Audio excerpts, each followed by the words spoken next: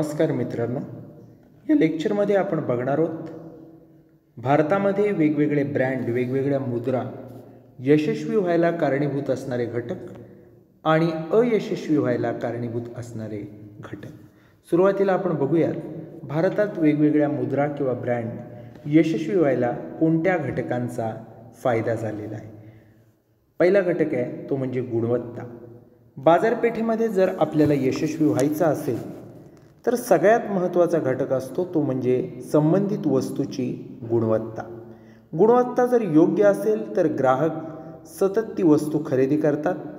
उच्च गुणवत्तेच्या मुद्रा असणाऱ्या ज्या वस्तू असतात त्या बाजारपेठेमध्ये मोठा वाटा मिळवत असतात. आपण जर विचार केला तर अमूल नावाची जी कंपनी आहे ती दूध आणि दूध उत्पादनं याच्यामध्ये आपल्या गुणवत्तेच्या जोरावर यशस्वी झाल्याचं आपल्याला दिसून येईल. त्यानंतर जो दुसरा महत्त्वाचा घटक असतो तो म्हणजे उत्पादनामधली विविधता. भारतामधल्या वेगवेगळ्या कंपन्यांनी एकाच वेळेला मोठ्या प्रमाणावर विविधता असलेले ब्रँड यशस्वी केलेले आहेत. उदाहरणच द्यायचं झालं तर हिंदुस्तान युनिलिव्हर या कंपनीचं उदाहरण आपण घेऊ शकतो.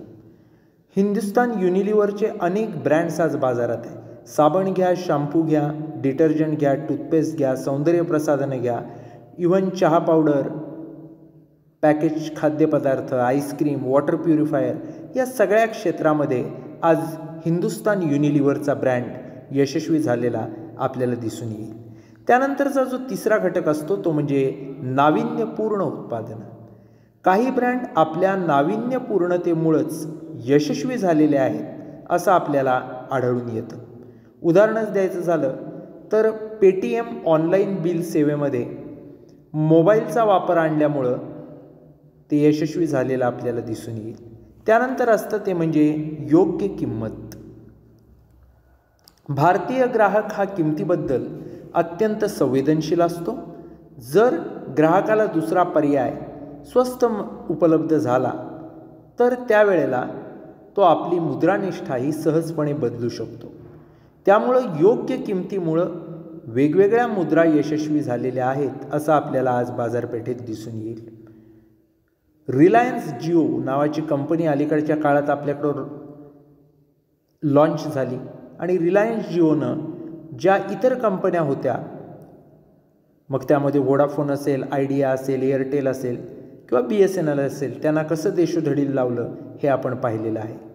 किरकोळ बाजारात जर आपण बघितलं तर बिग बाजार असेल, डी मार्ट असेल यांनी आपली मुद्रा निर्माण केली आणि टिकवून ठेवलेली आहे. हे सगळं योग्य किमती आकारल्यामुळंच शक्य झालेलं आपल्याला बघायला मिळतं. त्यानंतर असतं ते म्हणजे क्रियाशील जाहिरात मोहीम. नाविन्यपूर्ण आणि क्रियाशील अशा जाहिरात मोहिमेमुळं वेगवेगळे ब्रँड मोठ्या प्रमाणावर बाजारपेठेत अस्तित्व टिकवून आहेत हे आपल्याला दिसून येईल. ज्या वेळेला आपण फेविकॉलचा विचार करत असतो त्यावेळेला त्याची जी क्रियाशील जाहिरात आहे फेविकॉलची ती आपण नेहमी डोळ्यासमोर आणत असतो. त्यानंतर असतं ते म्हणजे अद्वितीय वैशिष्ट्य. काही वस्तूंना वेगळ्या वैशिष्ट्यांमुळंच त्यांची मुद्रा बाजारपेठेत टिकून असते. ॲपल नावाची कंपनी आपल्या सगळ्यांना माहीत आहे. अत्यंत जगप्रसिद्ध अशी ही कंपनी आहे. इतरांपेक्षा त्यांची जी वेगळी वैशिष्ट्ये आहेत त्यामुळे ते आपला ब्रँड टिकवून आहेत. डॉमिनोज पिझ्झा कंपनी आपल्या सगळ्यांना माहीत आहे. पिझ्झा नोंदवल्यापासून 30 मिनिटाच्या आत घरपोच डिलिव्हरी मिळेल अशी हमी ते जाहिरातीमधून देतात. त्या हमीवरच त्याने आपला ब्रँड आज बाजारात टिकवून ठेवला आहे. त्यामुळं आपलं अद्वितीय वैशिष्ट्य जे आहे त्या आधारावर ॲपल कंपनी असेल किंवा डॉमिनोज पिझ्झा असेल यांनी आज बाजारात आपला ब्रँड टिकवून ठेवलेला आहे, यशस्वी केलेला आहे. त्यानंतर असतं ते म्हणजे प्रथम असण्याचे फायदे.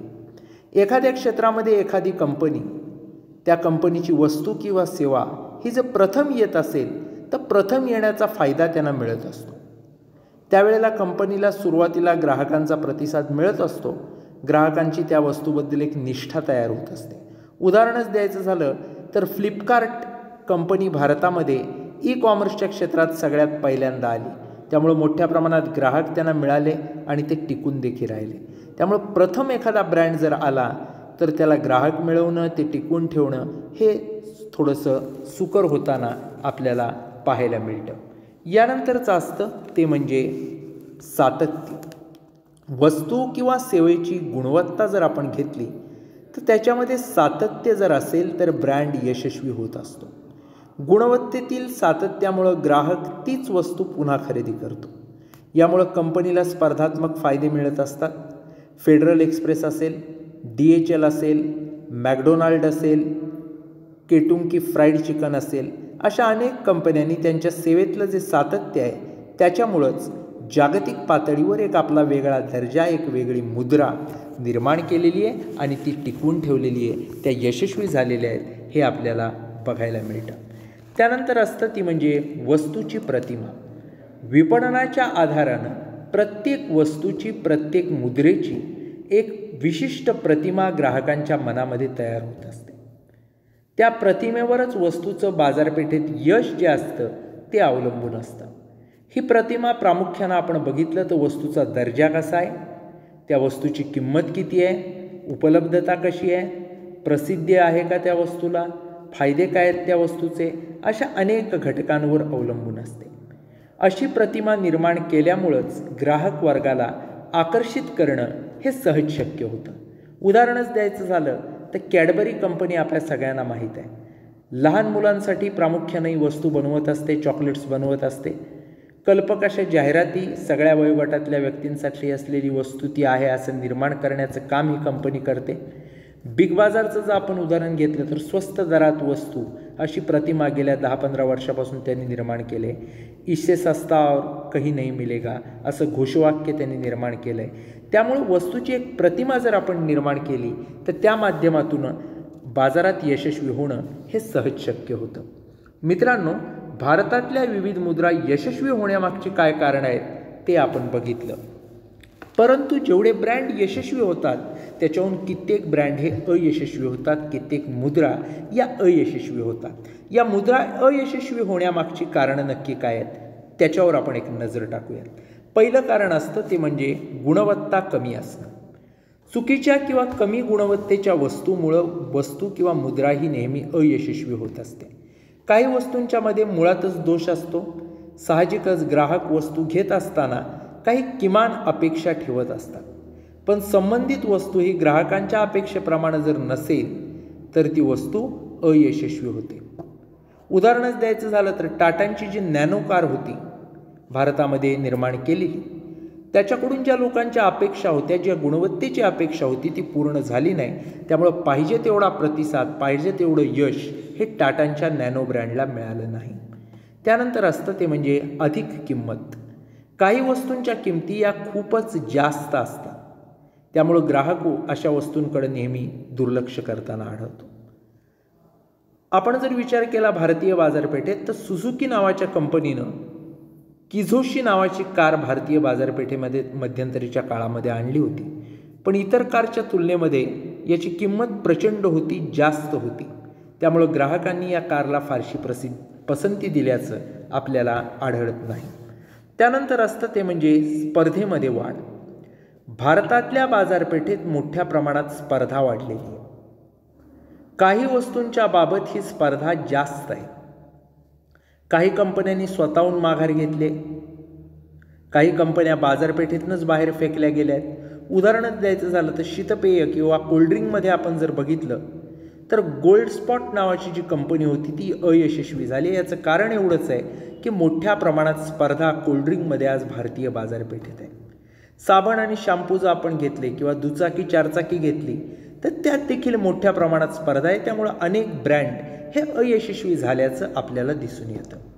त्यानंतर आहे ते म्हणजे अप्रासंगिक. काही ब्रँड हे कालानुरूप अप्रासंगिक ठरत असतात, त्यामुळे ते बाजारपेठेमध्ये अयशस्वी होतात. तंत्रज्ञान बदलतं, त्यानुसार जर आपण बदल केला नाही तर आपला ब्रँड हा बाजारपेठेतून बाहेर जातो.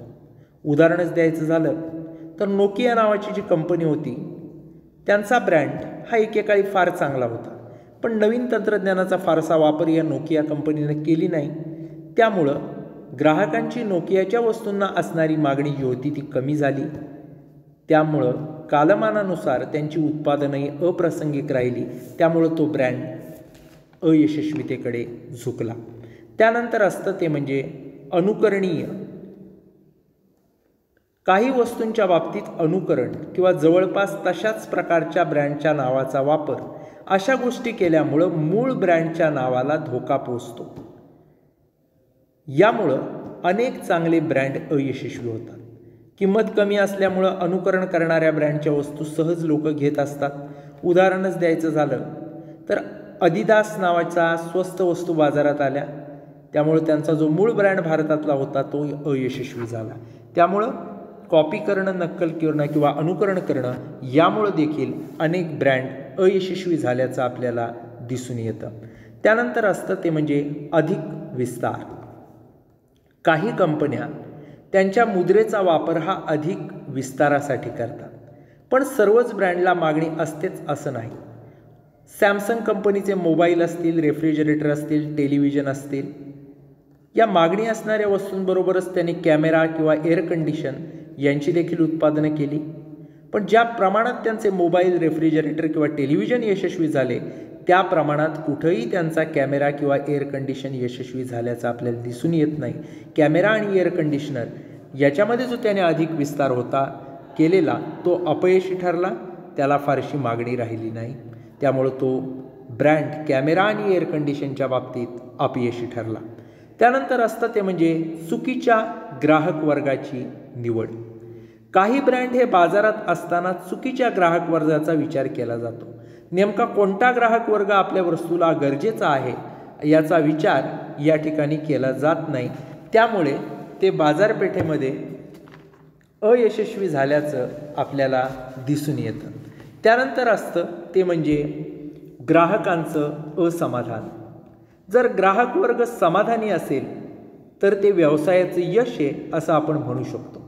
ब्रँडप्रमाणे वस्तू नसणं, किमतीच्या मानानं वस्तू नसणं, वेळेवर ग्राहक सेवा नसणं, वेळेवर वस्तू न देणं अशा घटकांमुळे ग्राहक हा नेहमी असमाधानी राहत असतो. उदाहरणच द्यायचं झालं तर किंगफिशर एअरलाइन्सचा आपल्याला देता येईल. हा ब्रँड अपयशी ठरला याचं कारण हेच होतं की ग्राहकांना किंमत जास्त आकारली गेली, वेळेत सेवा दिली गेली नाही, सेवेत अनेक त्रुटी राहिल्या. त्यामुळं किंगफिशर एअरलाइन्सचा जो ब्रँड होता तो अपयशी ठरला. त्यानंतर असतं ते म्हणजे अति विपणन. प्रत्येक गोष्टीला एक मर्यादा असतात. एखाद्या गोष्टीचं किती बंबार्डिंग करायचं, किती विपणन करायचं याला देखील मर्यादा असतात. विपणन जर अति प्रमाणात केलं तर त्याचा ग्राहकांना कंटाळा येतो. जाणीवपूर्वक त्या वस्तूकडे लोक दुर्लक्ष करतात. त्यामुळे एखाद्या ब्रँडचं जर अतिविपणन केलं तर ग्राहक त्या ब्रँडकडे फारसं लक्ष देत नाहीत आणि तो ब्रँड अपयशी होताना आपल्याला बघायला मिळतो. त्यानंतर असतं ते म्हणजे व्यवस्थापकीय प्रश्न. जनरल मोटर्स कंपनीचं उदाहरण आपल्याला माहीत असेल. जनरल मोटर्स ही जागतिक पातळीवरची यशस्वी ब्रँड आहे, पण भारतात मात्र गेली काही वर्ष सातत्यानं तो शिरकाव करण्याचा प्रयत्न करतोय पण अयशस्वी होताना दिसतोय. याचं कारण हे आहे की त्यांचं भारतीय व्यवस्थापन हे तितकंसं सक्षम नाही. भारतामधल्या नेटवर्कचा अभाव, अंतर्गत संघर्ष, सातत्याचा अभाव, कालबाह्यता अशा अनेक घटकांमुळं भारतीय बाजारपेठेत हा जनरल मोटर्सचा ब्रँड अयशस्वी झाला आहे. त्यामुळे व्यवस्थापकीय प्रश्न देखील एखादा ब्रँड यशस्वी होईल की अयशस्वी होईल हे ठरवत असतात. या लेक्चरच्या माध्यमामधून आपण भारतामध्ये वेगवेगळे ब्रँड्स किंवा मुद्रा यशस्वी होण्याची कारणं आणि अयशस्वी होण्याची कारणं याचा आढावा घेतला. इथं आपण थांबूयात. धन्यवाद.